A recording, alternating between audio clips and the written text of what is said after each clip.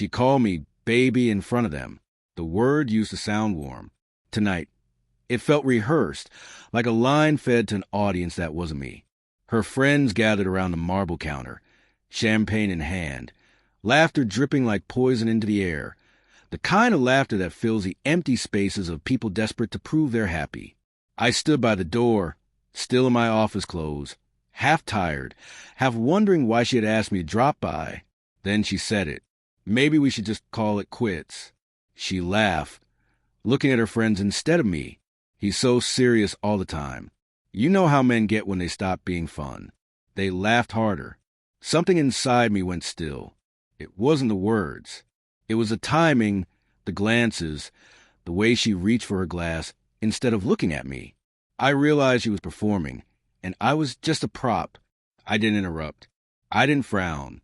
I watched like a ghost observing the living pretend they're real. When her friend with a diamond bracelet whispered, "Go on, tell him," my wife smirked. "We're done." I smiled. A small, deliberate curve of the mouth. "Done. Enjoy your freedom," I said. The laughter died before the echo did, and I walked out. She didn't come home that night. No messages, no calls.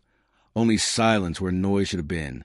I sat in the kitchen later, staring at the chair she used to fill, remembering the way her eyes used to linger on me, and felt not anger but clarity.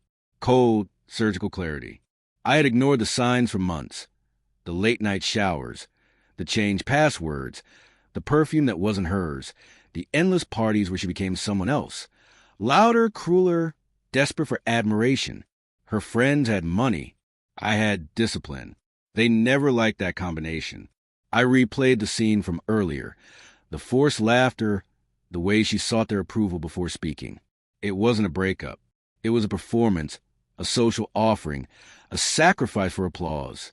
She had humiliated me for sport. But something told me it wasn't just about fun.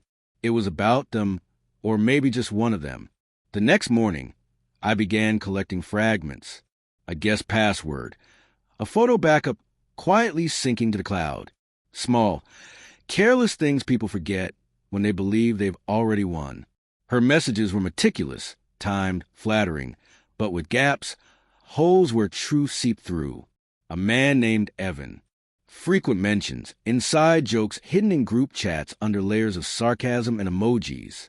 He was one of the rich ones, the host of last night's party. He called her mine. She called him almost. That word stayed with me. They hadn't crossed the line yet, but they planned to, so I waited. 2 days, 3. I said nothing. Went to work. Smiled when people asked if I was okay. She came home eventually, apologetic, tearful, claiming it was all a misunderstanding, that she drank too much, that her friends dared her. I listened, nodded slowly, pretending to accept.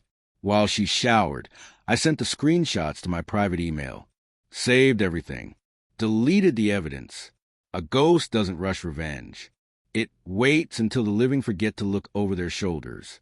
A week later, I had what I needed.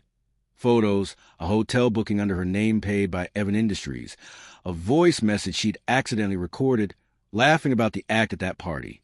How easily I fell for it. I didn't confront her at home. No shouting, no drama. I waited for the next gathering. The same circle, the same marble counter. She was radiant, her confidence restored. When she saw me, surprise flashed across her face. Then calculation. "Oh, you came," she said lightly. "I did," I said. I placed my phone on the counter and pressed play. Her laughter filled the room, mocking, cruel, undeniable. He actually believed I meant it. You should have seen his face. Silence followed. Her friends froze, their smiles dissolving. Her glass trembled slightly.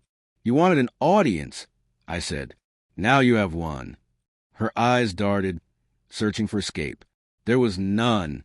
I turned and walked away. Behind me, only whispers and one stifled sob. I didn't go home that night. She called 20 times, left panic messages, apologies, threats, then silence. The next morning, I sent her a file. Every message, every photo, every piece of evidence. Copied to her friends, her family, her employer. No note, no explanation. Just truth. At noon, she called again. I let it ring until the sound became meaningless. By evening, she came to my office, makeup smudged, eyes swollen. "You've ruined me," she whispered. I looked at her like one studies a storm from a distance. "No," I said. "You ruined your reflection." I only held up the mirror. She cried. Real tears this time. They didn't move me. I had already detached from a version of her that once mattered. "Did you ever love me?" she asked. "I did," I said. "But love isn't blind. I waited until I could see you clearly. Then I closed the door." She moved out a week later, leaving behind the photos, the gifts, the scent of someone else's perfume lingering on the curtains. The silence she once used as a weapon became her absence. I didn't miss her. I missed the illusion of her, the one I built to make sense of my own loyalty. Sometimes I replay that night at the party, the laughter, the mockery, the moment I said done. It wasn't rage that made them fall silent. It was the realization that I meant it, that I had stopped playing their game. Now, when I pour myself a drink, I raise a glass to that moment, to endings without explosions, to clarity earned through betrayal, to the calm that follows when you finally stop pretending. Because the cruelest revenge isn't destroying someone. It's leaving them alone with the truth.